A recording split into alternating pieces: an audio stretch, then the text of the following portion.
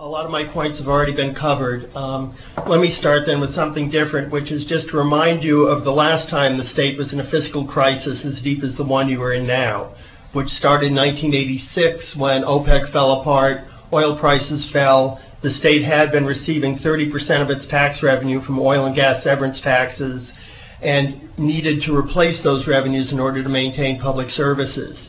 It took about 5 years to dig out of that hole, and the way you did it was, for those of you who are here, increasing the sales tax rate, had gone into that period at 4 1/8%, came out at the 6 1/4% you are now.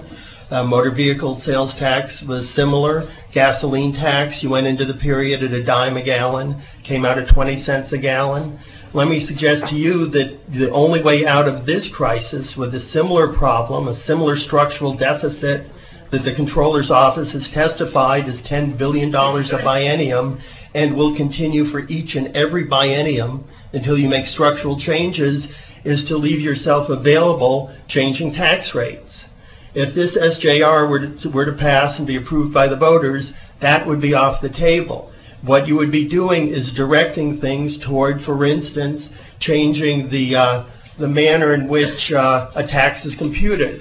This could include, for instance, changing the definition of the cost of goods sold in the franchise tax. In fact, the changes you made in 2006 to the franchise tax would not be restricted by this, because it's still Chapter 171. It was just a reform of the franchise tax, just changed the way it was computed. So you were directing things, and I'm not trying to make this tighter for you, Senator Patrick, but I do want to point out that the implications are you were giving up some things and directing the need for the state to find its revenue to maintain public services in a different direction.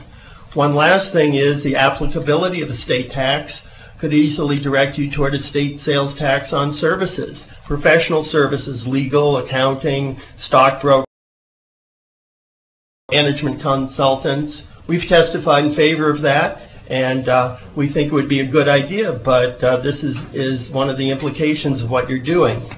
Let me also say, with respect to the question of assessments, Senator Lucio, if you were to retitle your bill concerning sugary drinks as the Childhood Obesity Limitation Assessment, the parliamentarian might find that it was not subject to the rule of this SJR, could go into effect. My understanding is would bring in $2.5 billion for biennium, and your idea to spin that off to Wall Street can multiply it many times over.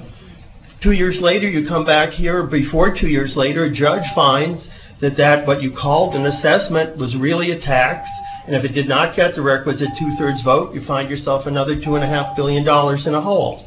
So what this does is it establishes a one-way street. You can drive down the street to cut taxes, but when you need to, you can't go the other direction in order to find the revenue that you need.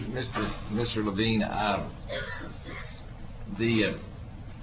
we've spent a lot of time on this SJR this morning, but I don't want to exaggerate the significance of this, and there seems to be a tendency to make this sound like an all or nothing deal.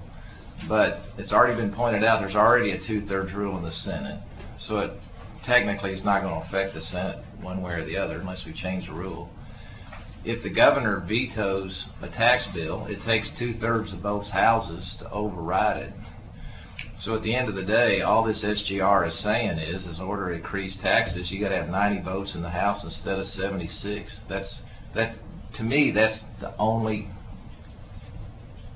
real point out of this. I mean, everything else has already got enough restrictions on it that the 2/3 vote becomes moot. It is true. You could change it with the Senate rules as they stand now. For almost everything requires a 2/3 vote, although not for conference committee votes. But the House, it's actually 100. 2/3 would be 100 votes in the House. It's a pretty high barrier in the House, and there's no reason to impose that for this, not just all taxes going up and down, but only for new taxes and tax rates. It's a restriction of the ability of the majority to control what happens to the legislation. But you'd agree that basically this is an issue of whether you need 100 votes or 76 votes in the House. There's plenty of other 2/3 limitations out there. There are actually not too many besides adoption of a constitutional amendment and use of the rainy day fund for a forward biennium in most situations, it's hard to think of too many, and third reading amendments, whatever. It's hard to think of many things that require 2/3 in the House, and this is what you'd be imposing on them. Okay. All right. Thank you, Mr. Lavine. Good. Thank you, sir.